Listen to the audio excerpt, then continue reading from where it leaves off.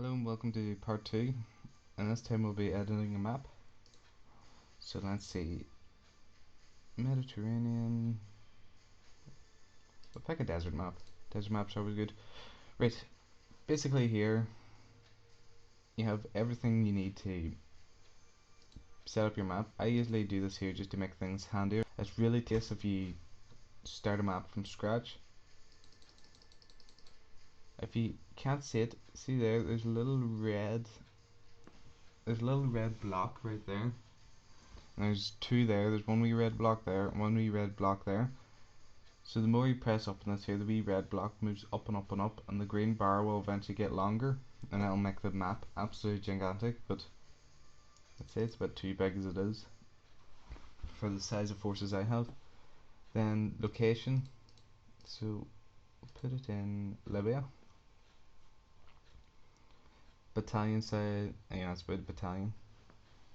Then this here, if you want any hills, if you want any rough ground, cliffs, embankments, I'm going to add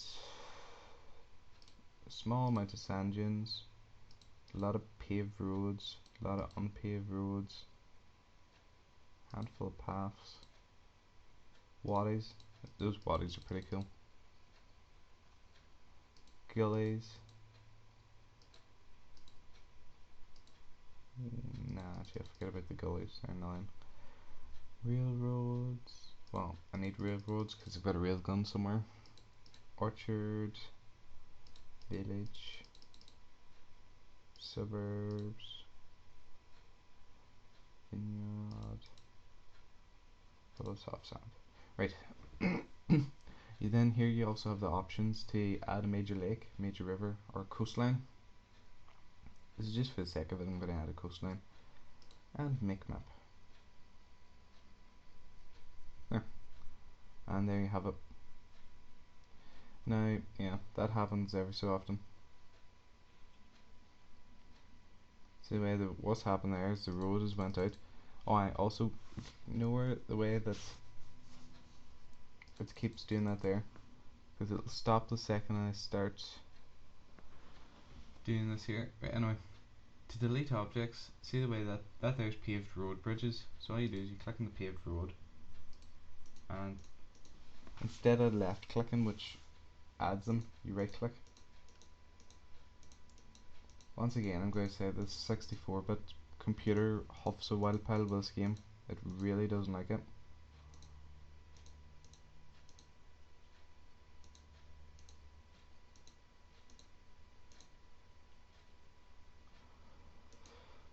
But every time you click on the thing, it goes back to normal anyway.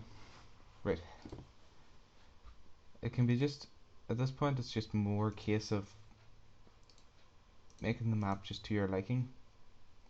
Like at the minute, those stupid beaches look awful, so I'm going to replace them with some decent looking land.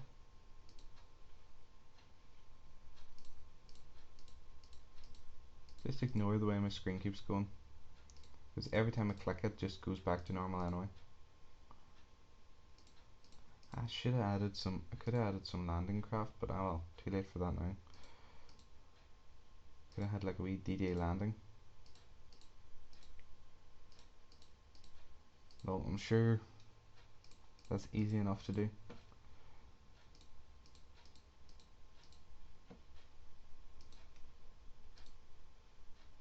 And that's all stupid beaches gone. Right, stupid beaches gone. Turn this into a proper road going somewhere. Make up here an objective.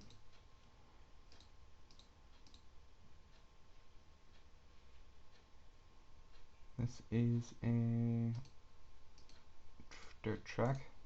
So, yep, there it's gone. And another one. There. So with the house cleaning done, now you just add whatever you want. I tend to add a couple of these special structures, like that one there, which is cool because saying this map's in a wadi, every time you add one it'll automatically be up high. Nah, I'll add the one over here. No. Yeah, fort. Right, so that'll be what they're going for. I'd add one more fort over.